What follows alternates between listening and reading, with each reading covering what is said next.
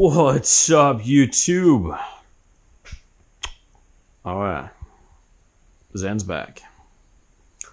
Well, 1981 Suzuki GS650GL in the hizzy,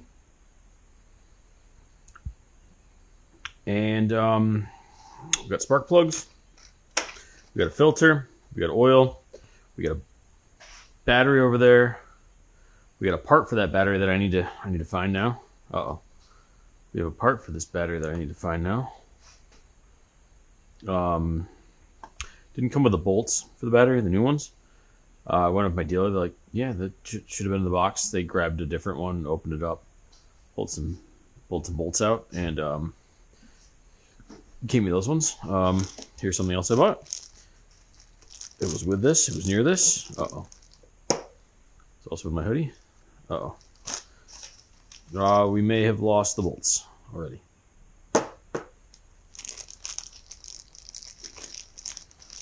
Good moves in. Oh! Bolts recovered. Perfect. New bolts to hold down the battery. Just, I figured if we're going all new, we might as well have everything we need. And, yeah, come with a new tube so that we can place it in the bike and have a beautiful, what's it called? Beautiful new drain tube in case the battery overheats or the acid decides it's time to come out. Cool. I'm just going to put these in so we don't lose them. Then we'll go back to the bike in a minute. Where's the tube? Tube's right here too. New tube. So we're going to put the new tube in. We'll install the battery and we'll see what happens. What else? This looks like the old drain tube that's installed here. But we're going to remove it because it's probably not as in good of condition as this one. Because it's old, it's terrible, and we're going to have to cut that off. That tape. Not that bad.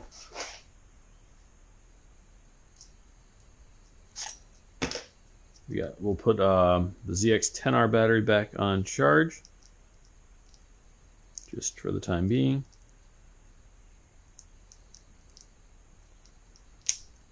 Voila. Trusty Colt knife.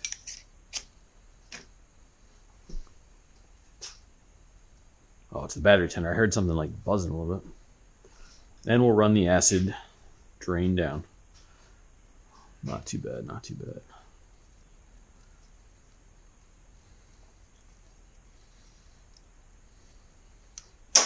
And I'm wondering if the acid drain was part of the problem with this bike before. It looks like it was not connected to the new battery that was in there.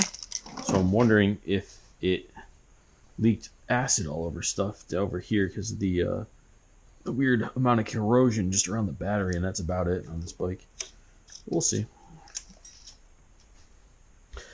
Their tube is substantially longer. I lied, it's not. It just looks longer because it's not all curled up.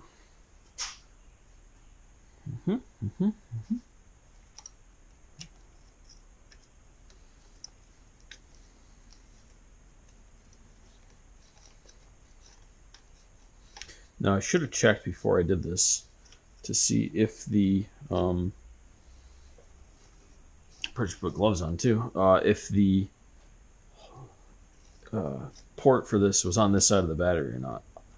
Like, who knows? This battery could be slightly different and have it on the other side, and then I'm draining into what? Nothing, and we're SOL.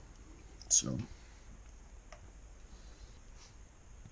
also, I think I may have found a trick, guys. If you want to get your girlfriend into riding, just start finding more guys to ride with. They'll get jealous and they'll start riding. Okay, good. Now, okay, so that drain's way down there now. Perfect. Out of the way. I should have put gloves on beforehand, but I didn't, so now I'm already dirty, but we're going to put gloves on because that'll keep us from getting dirtier. Yep.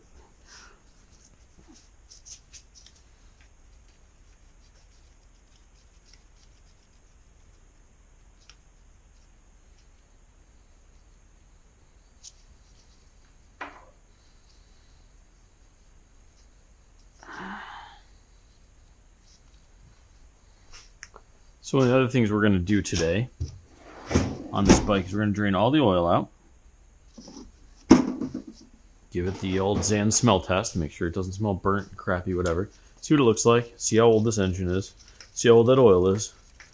And then we're going to refill it with the proper amount of lubricant and the proper viscosity. And then we're going to fire this thing, hopefully.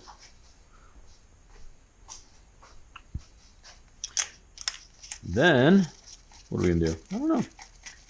And maybe if this thing will run today, which would be great if it fires up, at least test fires up, we will be able to then pull this off the lift for now, and we can drop, we can start dropping the ZX-10R's engine. Got the special Kawasaki nut wrench for the frame that needs to come off. I've got my jack for the engine. Look at these things. And we can do that. So again, went with the NGKs again for this bike. Which is awesome. We've got NGK D. Let's make sure these match.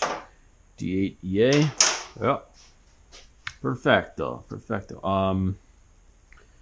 Now these come pre-gapped. At least that's what I was told. And I'm just gonna try them because it should be fine. But these are much cleaner spark plugs, as you can see from the old ones. Should give us a much better spark. So if spark was part of our problem, not having enough, this should solve that problem.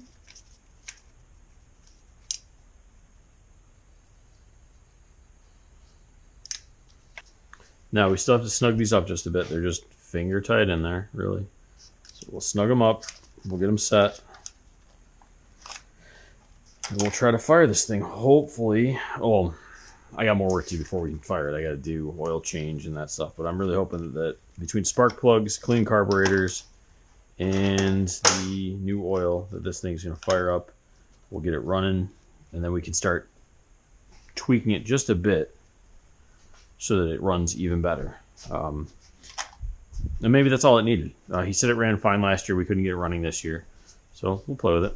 The other thing is I'm nervous about is with all the mouse droppings that I see in this engine, is there a wire that's been chewed through somewhere that I can't see, which is causing problems. I know we found some, let's call it questionable, ow, I banged my head off something, questionable electrical already on this bike, but nothing that would suggest that it can't run.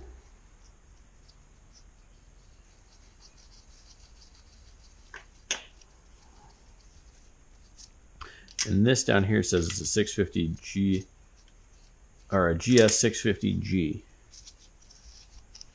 which I know that on the casing it says L, but I think it might just be like a the L might just be a sub line. It might be a GL technically. Okay, all of them are finger tight, just barely tight. Let's grab a wrench. Don't know where my better one is. Let's pop this on here. Let's take the spark plug.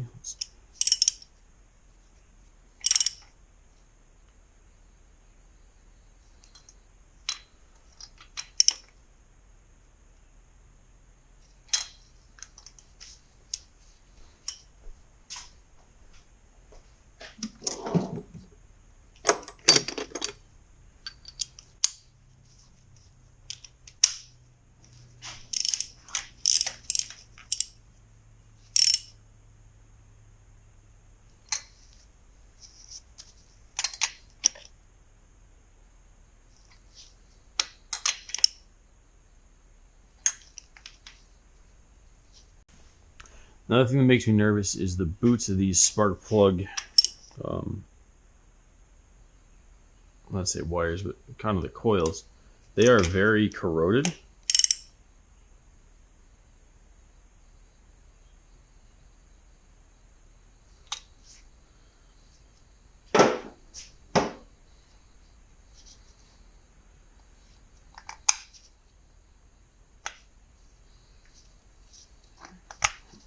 and the rubber's breaking off, but that shouldn't affect performance at all in this. We'll check it out. Okay, that was easy enough. I should have started draining the oil beforehand, shouldn't I? What were you thinking, Zan? I wasn't, obviously. This would be a drain plug down here. There it is. I don't know what size that is.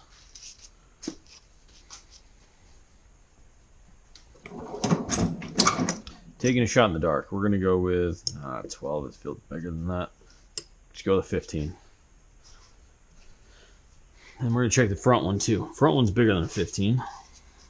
The back one's probably going to be the same size. But way under here is a... Where is it? Way under here. Oh, it's much bigger. 17?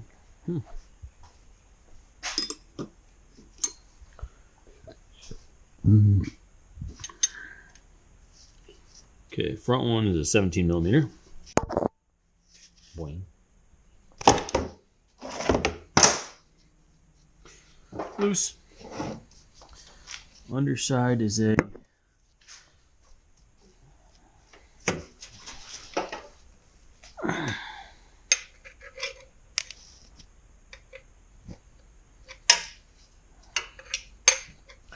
Of course, Suzuki, why would you make them both the same size? Why? Why would that make sense?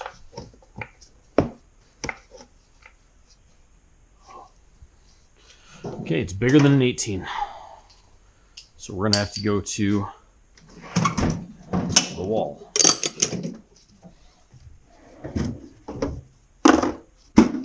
Where are those? Let's grab us a 19. See if that fits. The problem is I also can't see well, so I don't know what we're doing down here. Under it as much.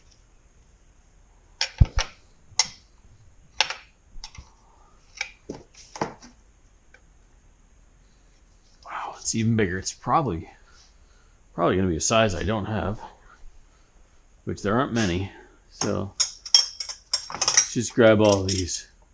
We'll start at 21 and see what we can do.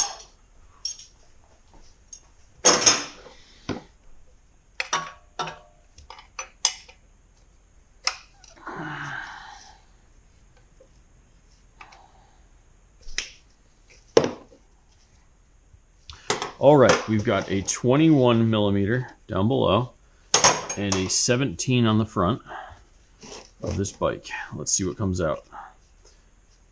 There'll be water.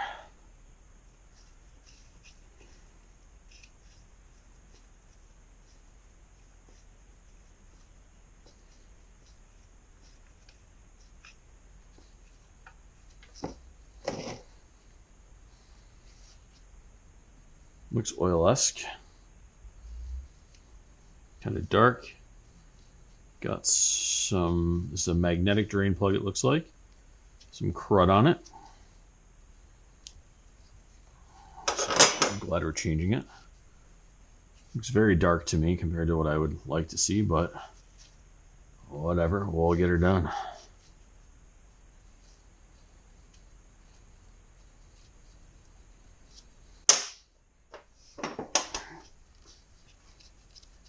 Drain plug off the case or the cover for the oil filter here.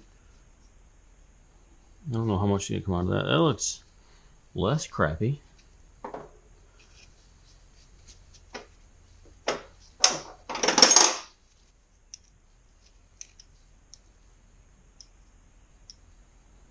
Definitely magnetic.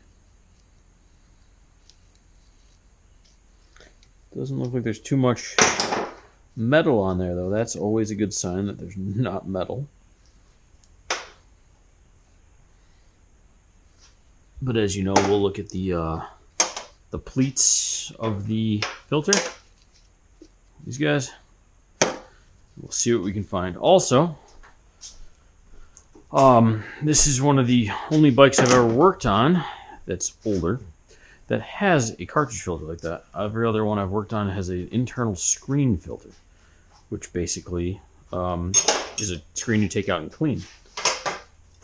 So, neat new thing I've got to play with.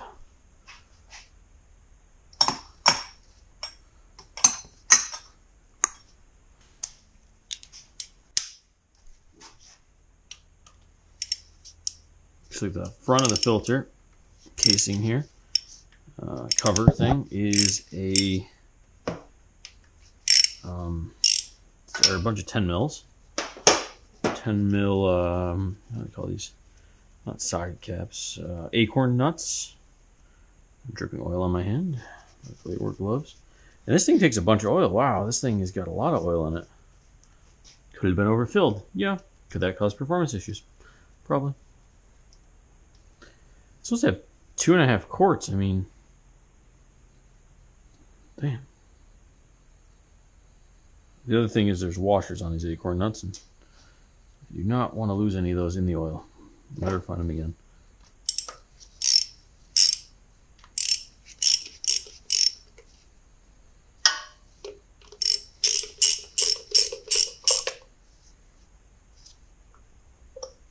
Ah, it's spring-loaded, which means every time I was trying to loosen this cover up, or every time I tried to loosen one of these acorn nuts up, it was just spring pressuring to it.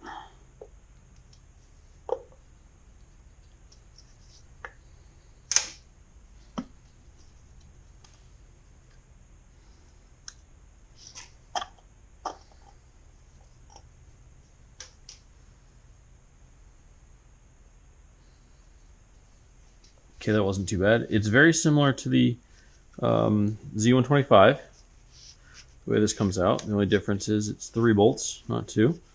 And the spring is a lot bigger, and the filter is a lot bigger. And yeah, that's really it. Oh, look at this red guy. Not a K&M, I can tell you that much. Very clean. So that's good. Oil's actually not as bad as I thought it was going to be. That's always a good thing. And it looks clean. I don't see anything in the pleats besides some oil. Doesn't smell burnt. I think we're going to be okay. Except my gloves. My gloves are not going to be okay. They're going to be dirty forever. Until they rip and I get new ones.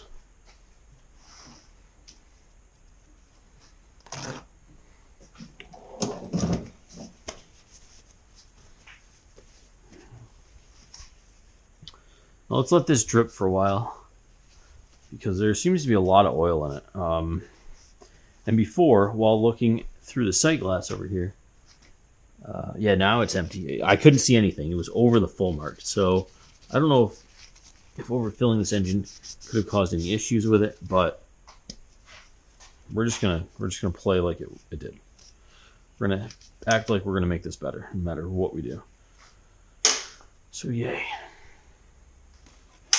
New filter, obviously from my good friends up at Hebler's. I think they even had it in stock for me. They're like, yeah, we got you. It's like, good.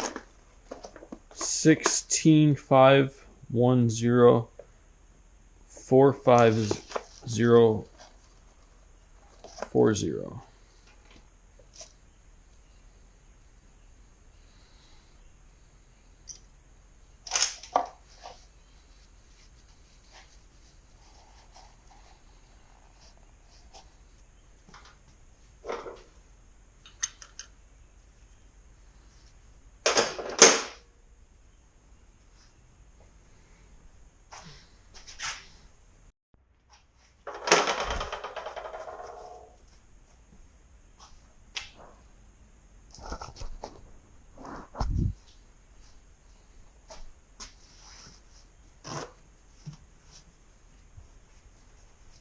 All right, cleaned off the cover a bit.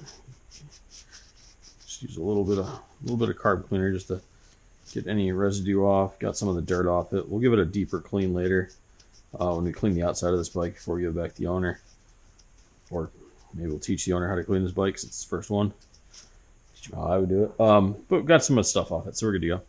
So easy installation of this filter should be push this in here until it seats itself on there, which wasn't bad. And then the orientation of this is, and should be, this. Now this is going to be the tricky part. Holding, grabbing a washer and an acorn nut, washer. I don't know if you guys can see that. Acorn nut.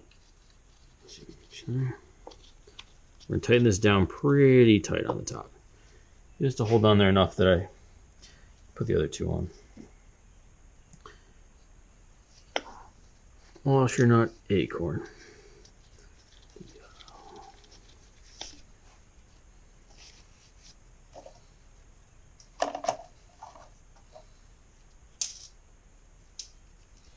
Washer, acorn.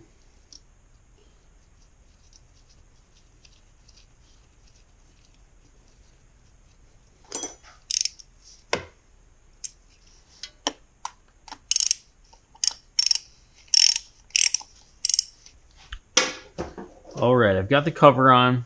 I'm just going to tighten up this drain plug just a bit. I don't know the torque spec on any of these right off the top of my head, so I'm just getting them on there to get them on there. Keep getting on to getting on. And we'll come back to that in the manual later. Give them a real torque. I just don't have the manual on the computer out here yet. But we'll get it. We'll get it. I'm pretty sure I've torqued them down more than the recommended amount already, just based on years of experience, so should be fine. All right, let's plug the bottom of this machine so we can refill her.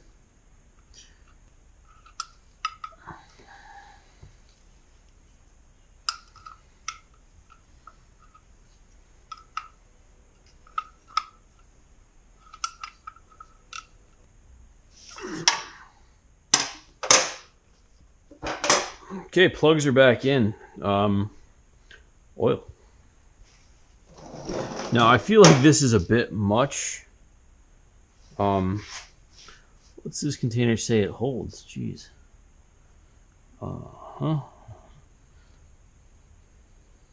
11 quarts of oil. This thing's supposed to hold 11 quarts of oil. I'm going to say that was way overfilled. This does not look like, just weight-wise even, like this feels like a lot of oil. Like this bike had to be overfilled. There's no way that this isn't.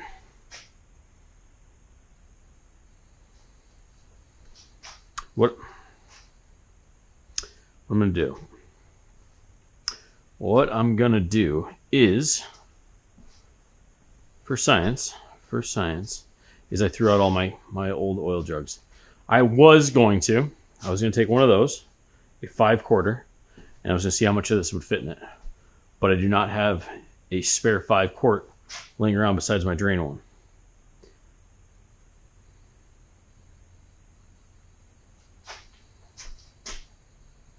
You know what? It doesn't matter. We're going to make it right.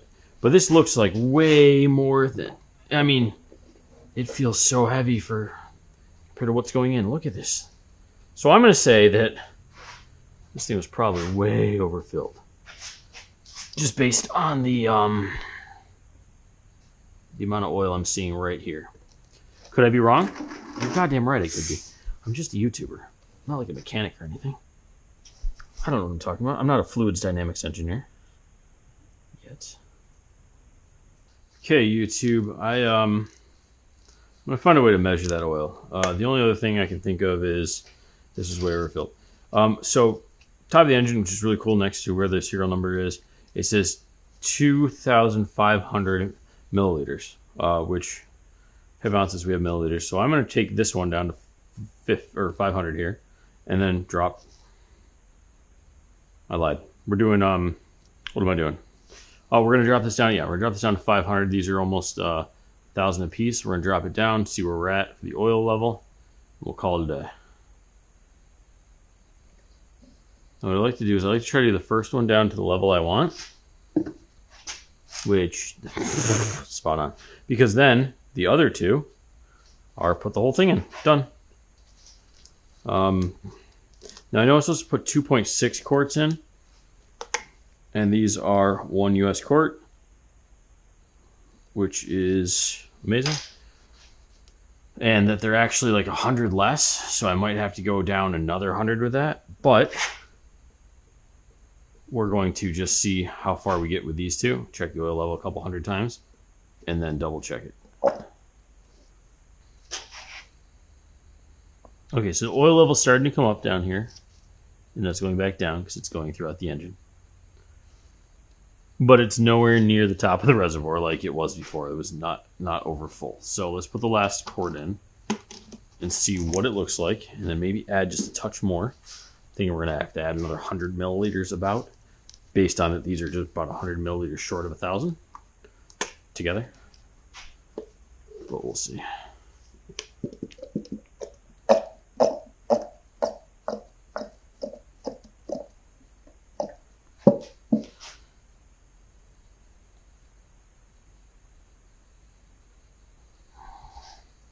And I can see through it. So the oil is obviously much cleaner now, which is good. Okay. Let's double check the oil level. It's still settling. Let's let it settle for a bit. We have to run it to, or we have to at least turn the engine over a couple times to get oil through the whole system before we get an accurate reading on that. So let's just see if we're done dripping. Let that drip for a little bit. Next thing I need to do is put the carbs back in for the second or third time. And the carbs are over there. Put them there. Easy. I took the carbs back out, drained the gas out of them because I wasn't sure how old the gas was, and I probably should have done that to start with. And then I gave the couple squirts of carb cleaner throughout everything in here. It looks very clean. It was getting fuel in all of the correct areas because you could smell it, see it. If I held my hand over, I'd get overflow. So we were getting fuel. That was good. I don't know why we didn't fire. It could be due to lack of compression, which could be due to overfilled oil. If oil's getting in a place it shouldn't be because there's so much of it. Maybe.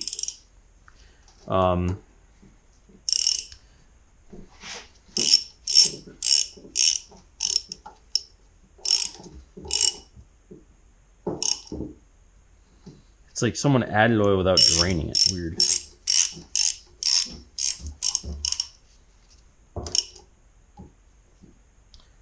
Oh, we'll get it right. I wonder if this would make it easier to turn over too if it's got the right amount of oil in it. One can hope, right? It's still looking very full over here, which means it's probably just isn't in all the right places yet. Just needs to be run a couple times or turned over a few times, and it'll get through all the orifices that it needs to get into because it needs to be pumped up and out and around. So we're going to close it off for now, and we'll double check in a bit. YouTube, it is time to get the carbs back in. So I've added a little bit of silicone spray, spray lubricant. Here it is. So we're going to spray up to help get the carbs in. And I almost messed up, but luckily I caught it. Got to put the throttle cable and the choke cable back in before installing the carbs. And that is because once it's in there, there's no way my fat fingers are getting down there. And if you're anything like me, you know, breathing human being, I'm pretty sure you're not going to be able to either. So make sure if you're working on yours, do this first, or you're going to be putting it in and then going, oh shoot, and taking everything back out. And carbs, they're tough sometimes. They can be a pain in the butt to get in into the right place. So this is the throttle cable I'm messing with right now. It's right down the middle, clips into the bottom. You got to kind of twist things to get it in. And then you have to...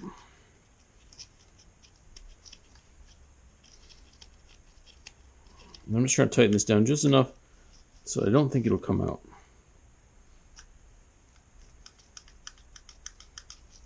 Okay, so I don't think that can come out of there. The other thing is the choke cable, which is... Where'd the cable go? I lost the choke. Oh, it's way up here. This cable attached to the choke here, pull, easy, not a big deal. We have to, I think what I did before was pull the choke all the way out. This is to make it easier. So fully choke the bike via the carb, None on the top, none on the controls. Flip it in, good to go. Now this has to go up here. We can do that after the carbs are in. So, favorite way to do these carbs is start with one side. Push, push. Oh, keep it aligned a little more. Push, push, push, push. There we go. It's in. Align the second one. And then stop. Start the second one just a bit. Push the first one back in all the way. Make sure we're aligned. And stop where we are now using the third hand I don't have. Gotta grab my screwdriver here. And I'm going to let this go slightly. We're going to tighten this up. But it's in. The other side's not in. Yeah, no, understood. The other side, if I go over there, because I've done this a couple times, I already know how. If I push on that side,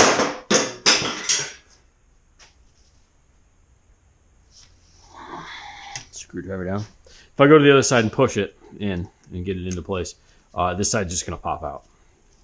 Why? A, one, I lubricated it. B, you're putting tension, pressure on different areas. It's going to pop out. Did it to me every time. So now we get these two in. I'm going to pull. Give it a little more. It's almost there. And we're in. Now, I have two different clamps here. I've got a flathead hex, or flatten hex clamp here, and the other three are all Phillips. So at some point, as the perfectionist I'm not, I'm going to swap that out, or swap all of them out to be exactly the same. So if these are still available through Suzuki, these clamps themselves, I'll probably just buy the official Suzuki, the full branded ones, because then I know they're the right ones for the bike. Or if my dealership goes, doesn't matter, then we'll go with the doesn't matter brand. Cool. Got Supercross playing, and we are on the LCQs for the 250s. This is Foxborough Day, so if you want to go back in time, you can figure out exactly what day I recorded this. Made this video.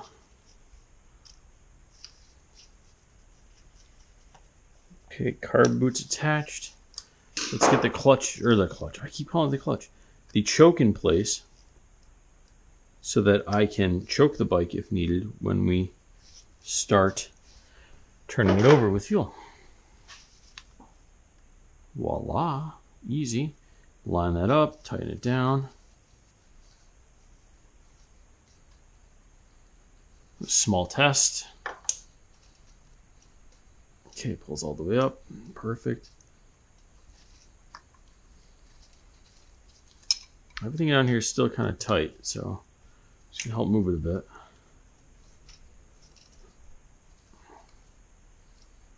That works. Perfect. Cool. Should be good. Okay, two things left. Battery, tank. Okay, two things left before we can test for it. Battery and tank. We have some more work to do with this bike. Obviously, that doesn't mean we're done. But we're done. We're going to be done for a moment with this bike, if it runs today. I've got a new Umicron blah, blah, blah battery. Just filled with acid, charged up, ready to go. Pretty sure that this would be the same battery as the XS650. I need a new XS650 battery. I bought a battery for my XS650 from Hebler's before, and they were like, "Ooh, Yamaha," because they don't service it. Just giving me crap about it. They honestly don't care. They just want to help.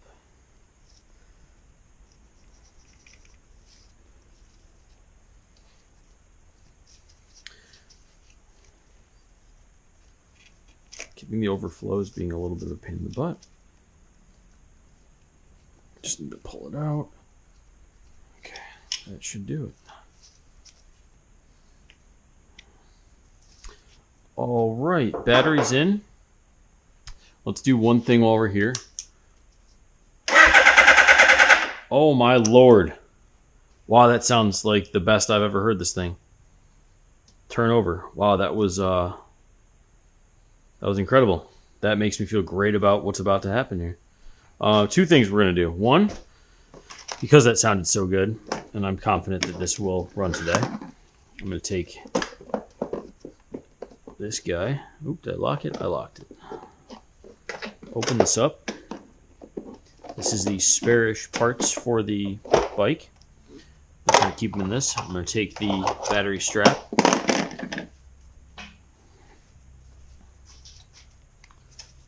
We are going to strap it up. Just want to make sure that if it does start, the vibration doesn't wiggle the battery out or loose or pull something apart. Voila. Cool, cool, cool. Next thing we got to do is put the tank on. I've got my two rubber pieces already here. I've got the tank upside down over here because I was going to do the soldering and I haven't gotten to that yet. So we're going to have to take this tank back out and solder this to the part that's up there, and then there's another piece here connects to the level that then goes here. So I'm gonna strip these off a bit, solder everything together because there's already a disconnect here. See if I can get this heat shrink off, reheat shrink the whole thing, make it look really nice. I'll walk you guys through how I'm going to do that because I'm very particular of how my wiring goes, which stems from a robotics class I took in school where my professor was very methodical about how he wanted it done. That I would do it, I'd lay out all the stuff and he'd take it from there. Like, he wouldn't let me actually put everything together, which is fine. When you got a certain way you like things done, you got a certain way, and I really enjoyed the way he makes it look. So thank you, Mike Silver.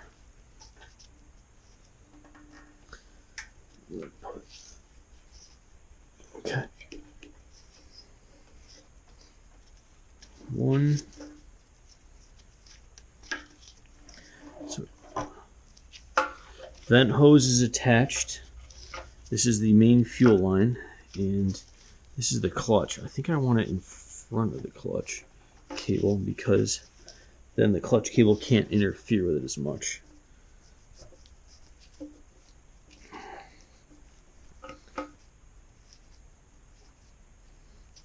All right, just gotta hand tight that so the tank can't wiggle out. We're gonna lower the bike down a bit because we gotta put some fuel in this.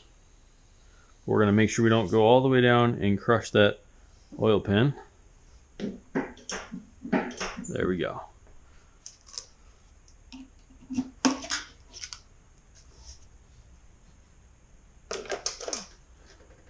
All right, tank's pretty darn dry. We emptied it out. We put fuel in here. I added an octane booster. I added a fuel stabilizer, and it's got the gas from the Ninja ZX-10R. So the fuel in here is good. We're gonna put some in. We're gonna put it into Premier or Primary, whatever it's called, Prime. And we're going to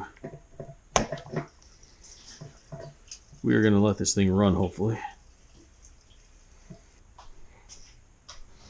All right, we have fuel. Yay.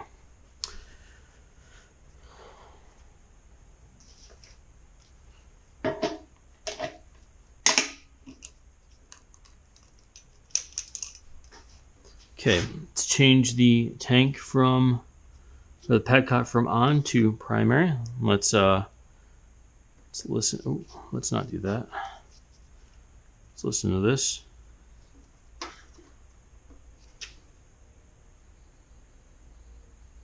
Okay, I can hear fuel flowing. It's always good. Let's give this some choke. Let's start it.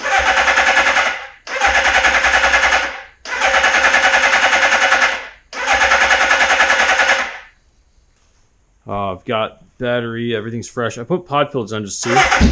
Oh!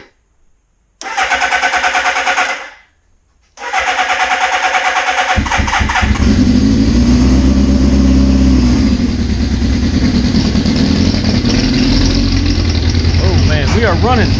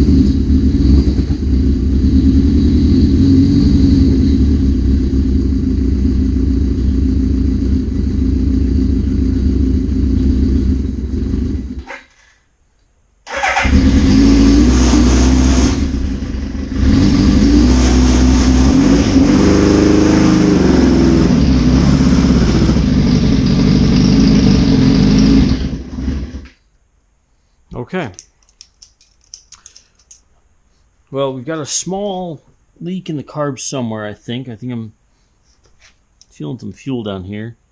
Oh yeah. Got some carb leakage. We're gonna figure that out. Not bad. It runs. Hell yeah. Hell yeah. So new battery, all that stuff. It was running. What I should have done, but I couldn't get the tachometer to work. I wanted to try to get the RPMs dialed in a bit, but I could not get it to work. So let's pull the tach cable off, and it spins here. Well, that's good. But why isn't it spinning up here, huh? Huh, guys? Huh?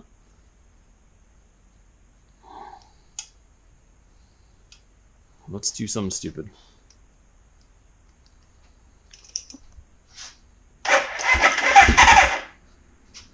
That was turning.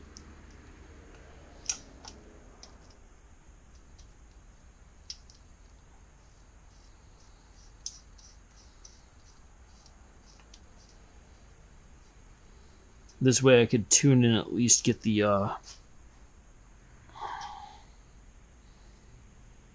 RPMs to read up here, maybe.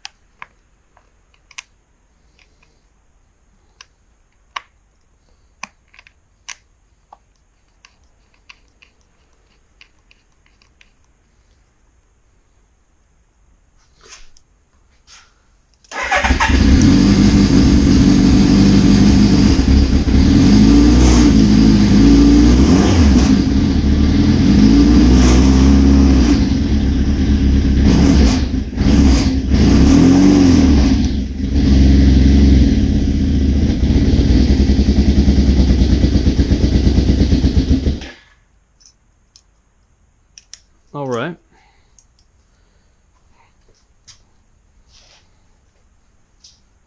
All right, we getting there. We a little exhausting here.